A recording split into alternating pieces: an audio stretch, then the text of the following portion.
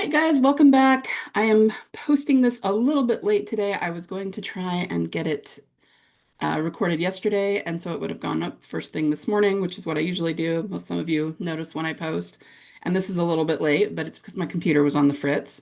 I think I had too much stuff on my C drive, and I had to move it around and upload it to the cloud and open up some space. And by the time I did that, I was fried. So um, I apologize. This is posting a little later than usual. I have a ton of YouTube comments, and full disclosure, I have not even gone through these yet. So probably most of this first video is going to be YouTube comments, and I know we do have some asks, but I'm not sure if we're going to get to them in this video. It might be the next video. So we're just going to dive in. All right. All right. So this first one. I think it's very possible that they seen her footprints and thought she was a walker. She was just shot, and after such a head trauma, it's likely she could barely walk. And if I remember well, Daryl taught Beth that if footprints are zigzaggy, then it's a walker. Yeah, good point. So obviously this is in response to, the 17 days and what happened there. And I always forget about the zigzaggy thing. Like it's such a small and subtle detail that she said that. It's all zigzaggy and then she said, "Oh, it's a walker." But yeah, I don't think that there's anything that they put in that isn't intentional. So I always forget about that. I've had a couple of people say it, and I always forget about it until I read it again.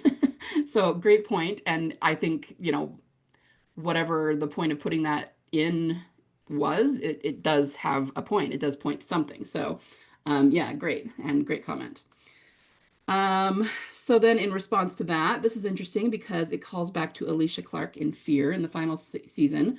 We're led to believe that she's dead, killed by Troy Otto. He says he stabbed her and left her bleeding on a mattress in a mansion somewhere, I believe, in Galveston. When he sent back his guys to confirm she was dead, they reported seeing bloody footprints leaving the mattress in the house and assumed she had turned into a walker and stumbled off. However, later, Alicia shows up after hearing her mom on the radio, completely unharmed. Alicia and Beth share many parallels. Alicia survived a walker bite via amputation, radiation, and burning through fever. It's unclear as to whether she actually died and resurrected or never died. It's left ambiguous, definitely. And here I'll go ahead and read the response to that as well. Wow, I never got into Fear the Walking Dead, but that sounds very interesting. I think I've heard in one of these videos as well that immunity is also a big part of the show, so fingers crossed. Yeah, if you're someone who never watched Fear, everything that is said here is true. And we definitely, we're overanalyzing Alicia's arc because it had so much to do with Beth. And really, in Fear, they have now established, because of that people can survive walker bites. I mean, it is true that she did cut off her arm, so there was that, but she didn't do it quite in time.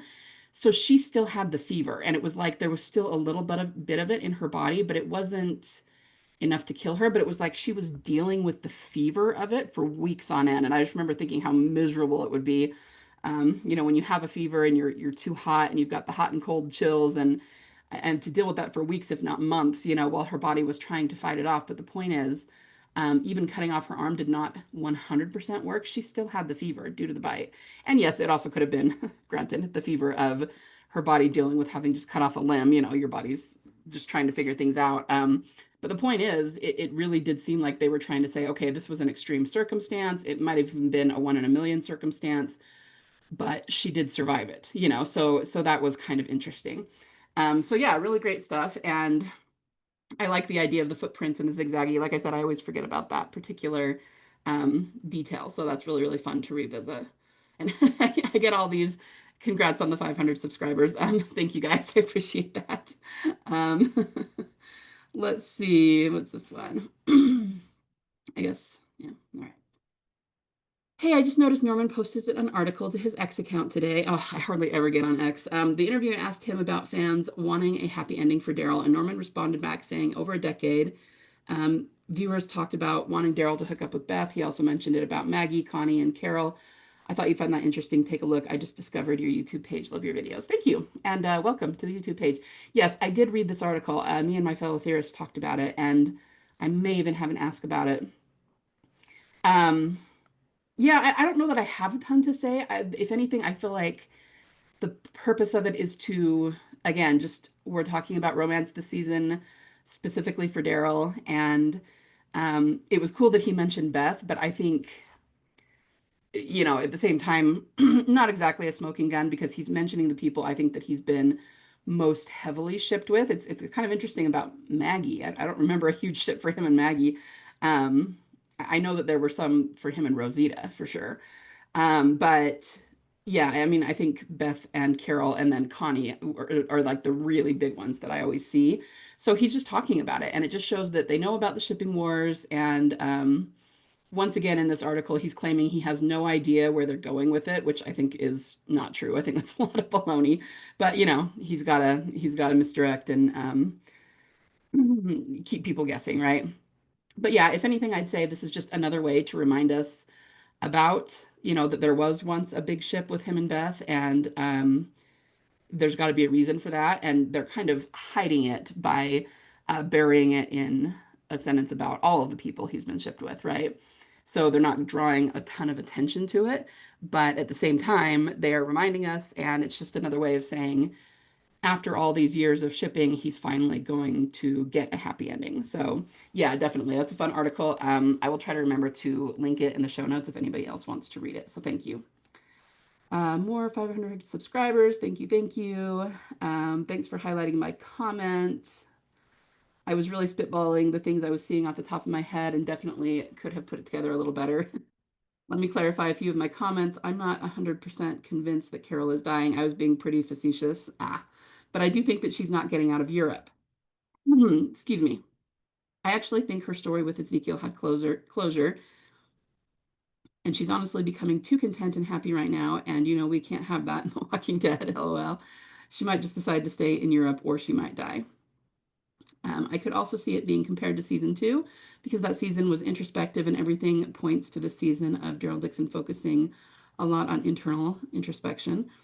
But for first half of season 5 is very interesting. We know that he is searching for people this season. I can also see that barbarian group being cannibals, so a tie to Terminus. Oh yeah, that would be interesting, wouldn't it? Gross, but interesting. In fact, maybe season 3 is in many ways a replay of the first half of season 5, and then it gets to Coda, and maybe the end comes out differently. I love the Silence of the Lambs catch. That's exactly what it reminded me of. Yeah, no, I agree. I mean, I think we did see, especially in the first episode, some replays of season 4 that were specifically around Beth and Daryl. But in terms of Carol, I also definitely saw some consumed callbacks in episode 2, which I talked about a little bit in my video. So it does feel like it's a replay in a lot of ways. So I agree. And we could also take this back to the fact I haven't talked about this quite as much since Carol finally arrived, at the end of season 2 of Daryl Dixon, but I was always saying before that, they set up the template in a certain way in season 5, and Carol was a big part of that. She went with Daryl to look for Beth, and of course she got pulled into Grady, and she was there when everything happened. So I totally knew that it wasn't going to happen. He wasn't going to find Beth until Carol was there to be part of it. And the only way that wouldn't be true is if Melissa decided she was completely done with the TWD universe and wanted to be killed off. And then, I think the producers would, they always respect that when the actors ask for something like that. But clearly that was not the case. She pushed it off for a season for personal reasons, and now we're good, right? So anyway, it just goes back to that. So I think that they are replaying the template in a lot of ways. It doesn't have to be an old journal, even a new one that they can read that they would now know. Okay, so this is a good point, and I want to say somebody sent this to me on Tumblr as well. Maybe it's the same person. We were talking about whether maybe Daryl will find her journal, right? And the point is, it doesn't have, they're saying it doesn't have to be the same journal we saw in season 4. I mean, it's been 10 years. So even if she had that journal, it might be a bit tattered by now. She may have filled the pages, which I guess would be a reason to leave it somewhere or discard it that he might find it. But it could also be a new journal. If she's journaling regularly and that's still a habit of hers, then she's probably gone through many journals in 10 years, right? So that's a good point, and I hadn't thought of that. So thank you. All right, didn't the trading card say they tried to bury her body at Father Gabriel's church? It just says the church, not specifically the white church that we know they filmed something at. Most people would interpret this as Father Gabriel's church, but I might be misremembering, but that's kind of what I thought, which always just kind of sounded to me like maybe someone at the trading card company made an assumption, put it on the card, and since the powers that be wanted to hide what really happened to her, they just went with it anyway. So You may be right that it just says a church. I want to say a white church, but maybe that was something I added. So let me explain.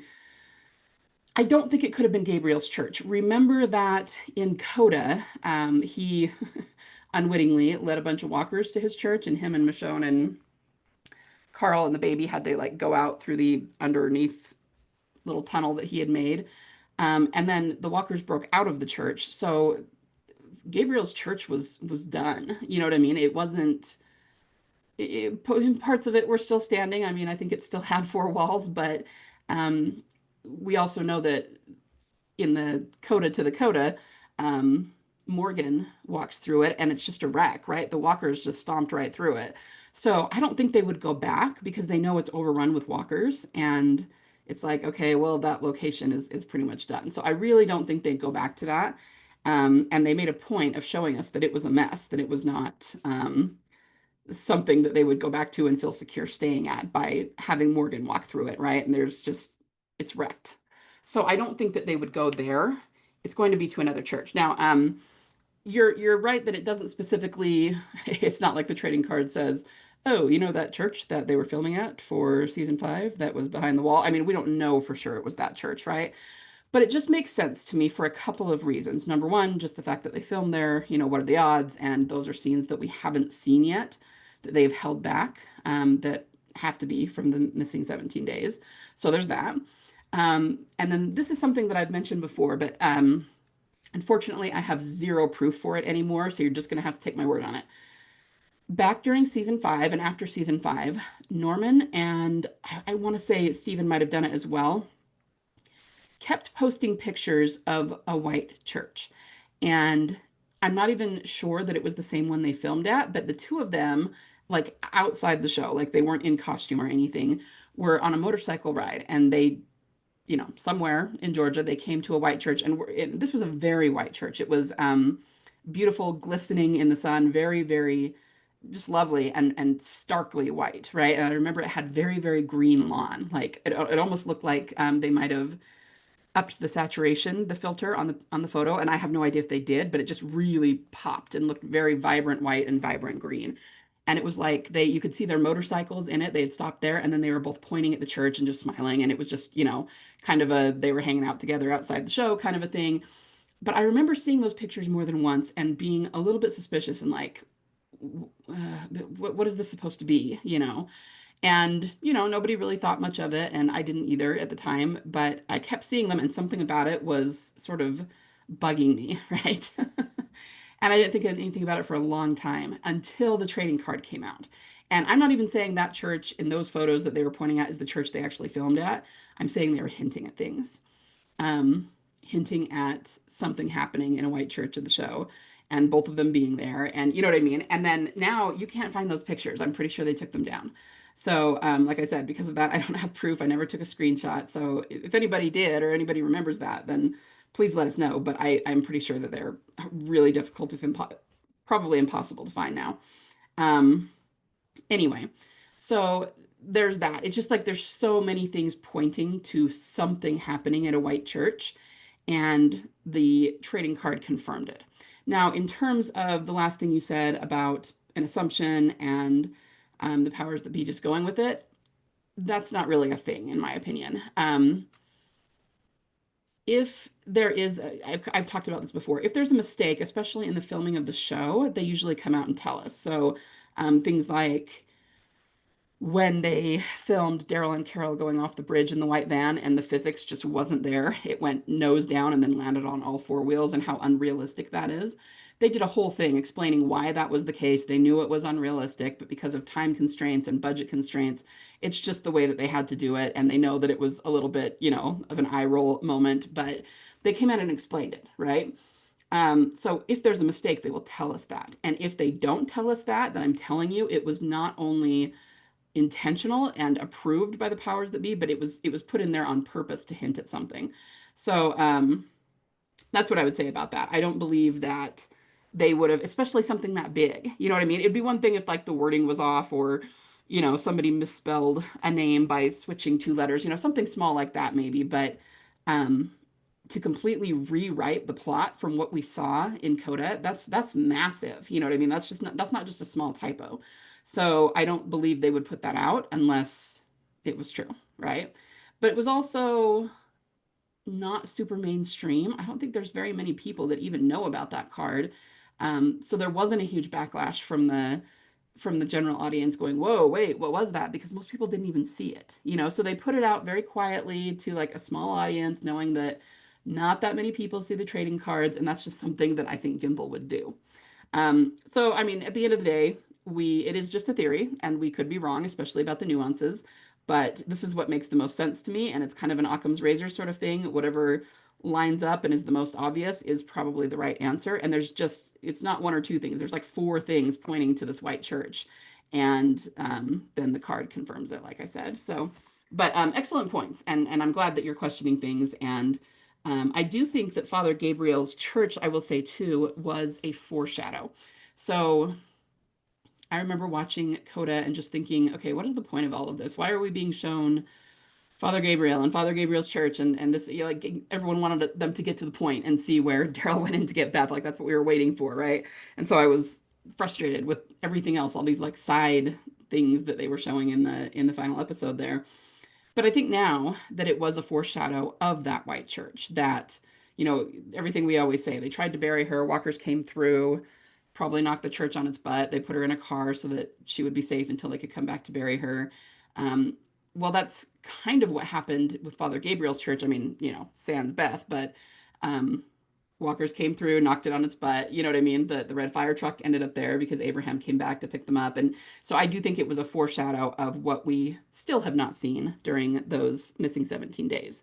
And that's why the similarities, you know, of the white church, because of the foreshadow, but not necessarily because that's the church they tried to bury Beth in. Because again, it got knocked on its butt by the walkers. So anyway, I hope that answers your question.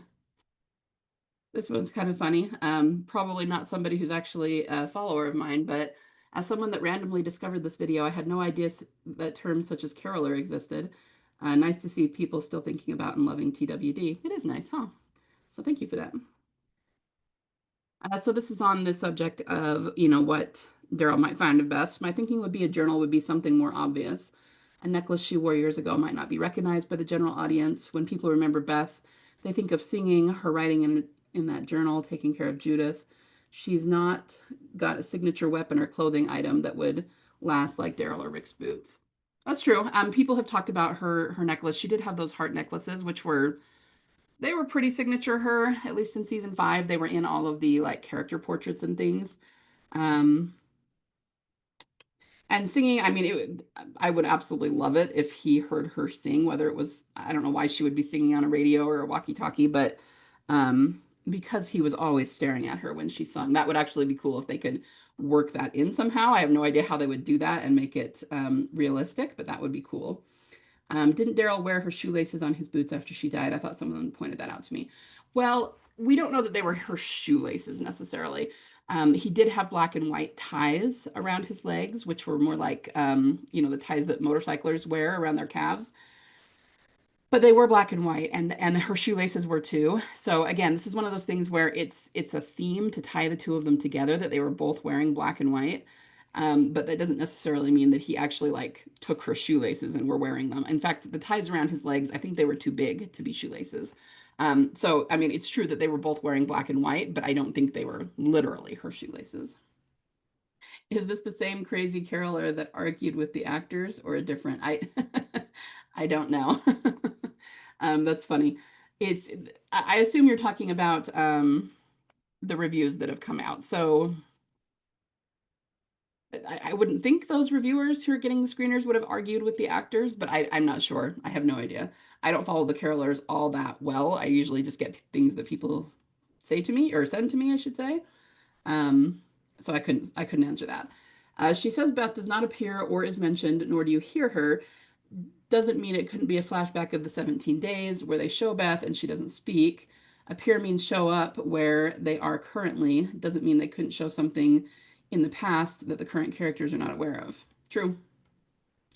And I'm even wondering if they could show something that truly isn't Beth, but that suggests Beth. So, like, what if they showed a flashback of something that happened during the missing 17 days?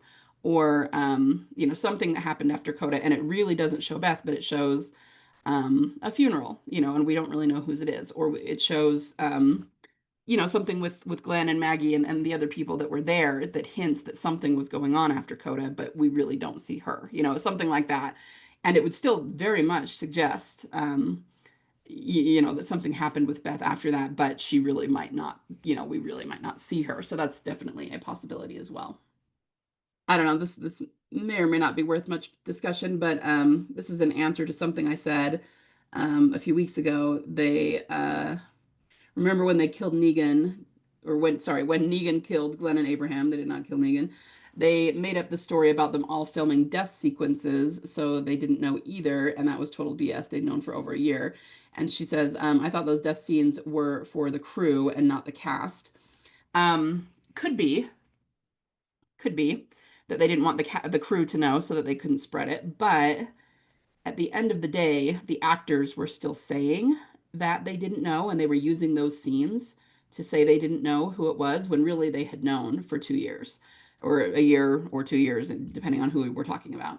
So either way, my point is just that they were lying about it.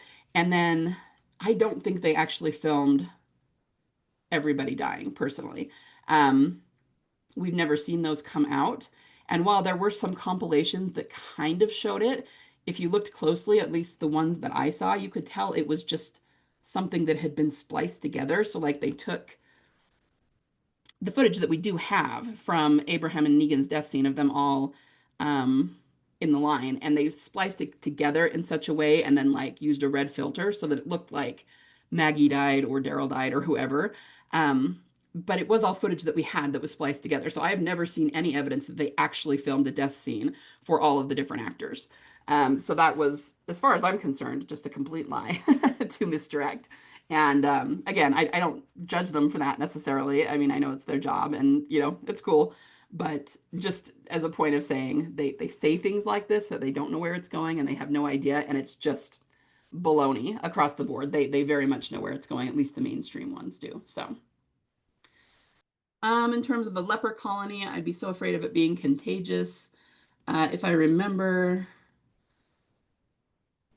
it isn't as contagious as I feel like it would be, but still I'd be nervous when there isn't any medical care available. I mean, sure, that's true of everything. I think it's contagious if you, I want to say if you touch them and if you're in direct contact with like the sores and things, but other than that, I don't know. I'm not a far be it for me to say anything. I'm not an expert on this. So, but yeah, good point. Certainly when there's no medical care, it would always be a little bit nerve-wracking. All right. So I thought Zabel's answer was so strange that it actually read as yes, in my opinion, LOL. You have to remember they are not just choosing random audience questions. If it got asked, it's because the powers that be wanted it to be asked. So they wanted it floating out there that a cameo from the flagship might happen. That's true. That's true. So maybe that's something that not everybody knows. I mean, when they have an audience member ask a question, yes, it is someone from the audience, but they vet the questions. I mean, that room is full of people and most of them want to ask questions. So they go through and just find one or two people or however many to ask questions. And the questions really are vetted more than you think. And it's not so much that they say you can ask that, you can't ask that, but they go through and find questions that they want to have asked. So it is like an authentic audience question, but it's still been vetted. So yeah, that's a good point that they seem to want to have uh, something asking about cameos for whatever reason. So yeah, good point. Good point. I never really loved Carol as a character, but gotta admit she's very popular. She has one of the best plots in the show. Her character development is insane, and so is the amount of work that everyone put into her, from writers to Melissa. Given her Giving her an undeserved, badly written death would be like slapping themselves in the face. Okay, I'm sorry, that's a funny visual. They usually value a character like her, and I also see her as someone who would be there to rebuild the world after the apocalypse. If MMB didn't ask for Carol to die, I think there's no way she'd be done. So I hope that her diehard fans will not start to point fingers at everyone. I remember them harassing and slandering Norman when Melissa couldn't participate in Daryl Dixon. And yes, I completely agree with that, and it's a good point. one of my fellow theorists, I want to say it was Gladriel Jones, pointed this out too. And this is really a good point, and that is that um, Carol is her own character with her own arc. And you might say, oh, they all are, but they're really not. I mean, a lot of the characters, it's the smaller characters that come on and are only there for an episode or even a few episodes or sometimes even a whole season. If they're there for a whole season, they usually have their own arc. It's just a minor arc, but usually they're there to further the arcs of the main characters, right? So someone like Julien, he was there to further Daryl and Carol's arc, and he had a little bit of an arc himself, of course, and I really enjoyed that story. But at the end of the day, you know what I mean, because he's not a main character, he is there to further Daryl and Carol's arcs and to push the plot forward. And there's a lot of characters throughout The Walking Dead that have been that, right? We can also have some that definitely do have their own arcs, but they're still there for the short term, for just a season or a few seasons. And a lot of them are there to do parallels and play out themes. All right. The people like Jesse from season 5 and 6, right? Or even Tyrese. Tyrese was there for a while and he had his own arcs, and I love Tyrese, but he was very much part of the, Beth serious, sacrificial kind of theme, right? And that's how they wrote him out of the show.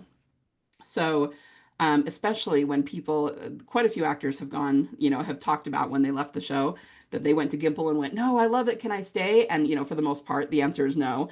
And it's because they have to die to serve the story in a way that is thematic and that they have set up for, right? And so, my point is that that is not Carol. Carol has been there from the beginning.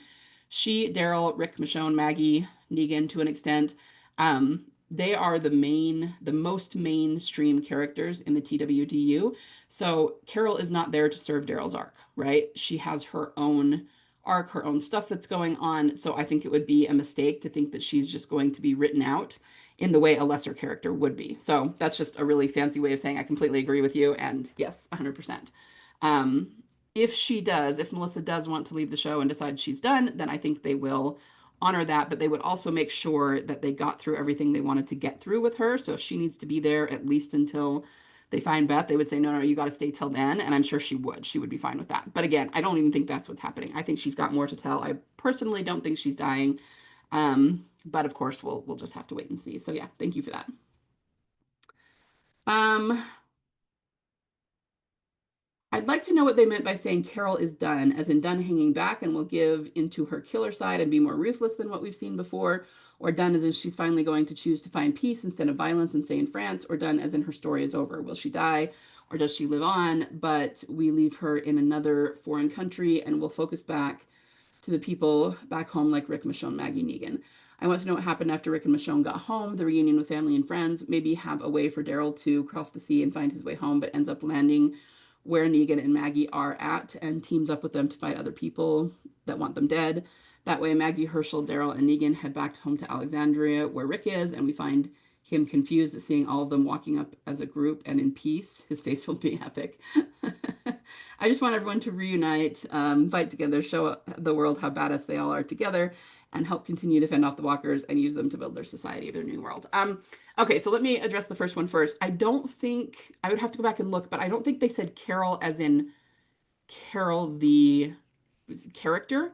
I think it was Caryl, Caryl, meaning the possibility of the romance between Daryl and Carol. So Carol as a ship is done. I'm pretty sure that's what they were saying because they said Carol is done. It was pretty obvious already, but this is going to make it more obvious. And I think that's because of her romance. And I mean, even in that first episode, yeah, it was really cute. And he put his arm around her and said he was happy for her, but it was very friend zone feeling. And I think we're going to continue to see that. So I'm pretty sure they were talking about like the ship, not the character. Yeah, I totally want to know what's going on with Rick and Michonne back home too. I actually think it's more likely that Maggie and Negan, or at least one of them, is going to go to Europe rather than Daryl and Carol returning to the States before they meet up, because they had that location of filming for Dead City, which said France. So I think they're more likely to meet up in Europe than in the US. But that doesn't mean they won't all go home together at some point. Um, Yeah, I think everybody's face is going to be epic. And remember that in 708, I am hoping that's right, when it's just before, so Negan had gotten there, of course, and was forcing the Alexandrians to find supplies for him. But this is what just bef when they decide to fight back. So he kills Spencer, and then um, Rick goes to Hilltop to see Maggie, and that's when him and Daryl hug because Daryl was taken prisoner, but he got away. Anyway, I really do think that that whole scene is a foreshadow of when Rick and Daryl come back together after this, where we're at right now, when Rick was taken and, Daryl's in France. And I really think that that scene is meant to foreshadow them coming back together in a more epic way, even than what we saw there. And then keep in mind that right after that is when All Out War started. So I think that when they do come back together, we're still going to be looking at, whatever it is, a big war with the CRM or some other big organization that we will see all of them working together to bring this down. You know what I mean? So I think everything that you're looking at or that you're saying you want, the reunions and seeing them all be badass together, I think we will see that. It may be a little bit pushed out on the horizon. We need to see, they're taking their time um, doing all these other storylines. But when they come back together, it's just going to be that much better because we'll have had all this background for it. So I would say you're going to get what you want for the most part, but we just don't know when. So here's hoping, right? I'm going to find that panel of Melissa and Norman crying. It was done when they were filming season 4 of the flagship show, I take it. I'm not sure what that means.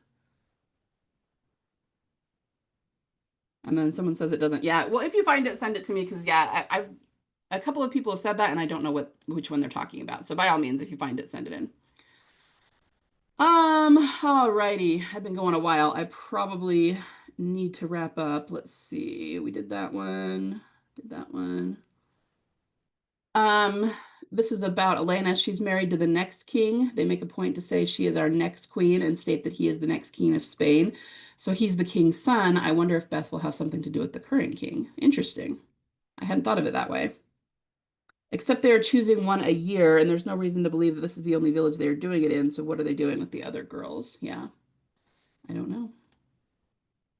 Um, it could be, and I'm just thinking in terms of like dystopian kind of stuff, that they did some sort of pageant or something. I mean, whatever that looked like, so that he, the prince, if you want to call him that, the next king, could choose a bride, and maybe with the rest, they're, marrying them off to other men that are also like in his circle, that are in power.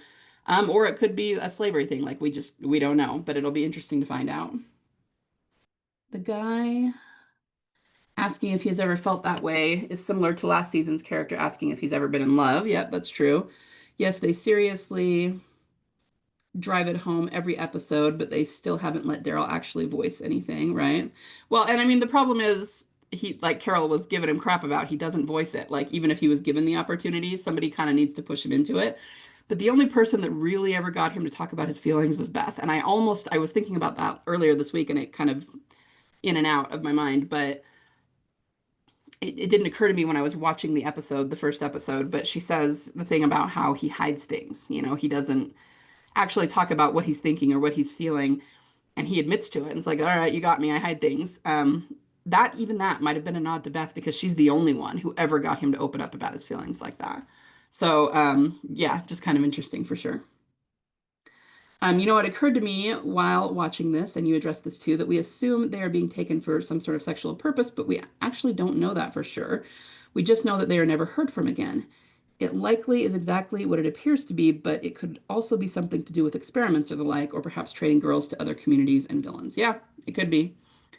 Um, I mean, it would still be somewhat sexual, you would think, unless they've come up with like an in vitro fertilization sort of thing. But I almost wonder because they're women, and you almost wonder if they're like they could be impregnating them just to, repopulate the planet or something. But you also wonder if they're studying the virus in a pregnant woman, like across the placenta barrier or something like that, which would be diabolical for sure. And you got to wonder if how exactly, if that's the case, they're impregnating them. It could still be something really bad. And of course, we don't know that. But yeah, that occurred to me too. It definitely could be like a test subject sort of thing. But immediately when I think that, my mind goes to, okay, but why only women? You know, men can be test subjects too. So why only women? And the only thing I can think of is, um, you know, studying the virus in a pregnant woman, you know. But again, no idea, just conjecture. She wakes up and consumed to Daryl working outside, getting rid of the walkers, and she does the same thing in this Daryl finding stuff to fix the boat. Yeah, so when I said Carol wakes up and it reminded me of consumed, yeah, you're right. The only thing I really thought I saw was the four-letter name. Yeah, so I didn't really address this, but when Justina says to Alba that she's lucky she only has four letters in her name, so she's saying it doesn't take as long to embroider her ribbon. People are thinking Beth has four letters in her name. And I think they have a point because that's a really random thing to say, you know? They're pointing out the four-letter name, and what else would that point to? Like Daryl, Carol, they don't have four-letter names. Like what else would they be trying to say? Um, I was just going to say something else and I lost it. All right, hopefully it'll come back to me. Oh, I know what it was. The fact that her name is Alba could also be an A-B thing, right? Alba, Beth. Anyway, just another thought I had. So the river scene is kind of like you don't think it's beautiful, um, but he does briefly look at the couple like he's sad. Yeah, good point.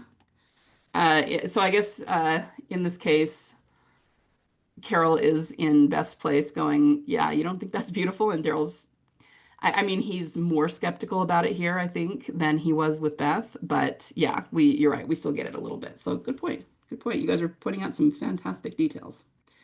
She wakes up. Yeah, I think that's it. All right. Well, I've been going for a while. So thank you so much for all the comments. I will come back to them. I do actually think there's some that I skipped, but I will look through those and come back to them because we need to wrap up here.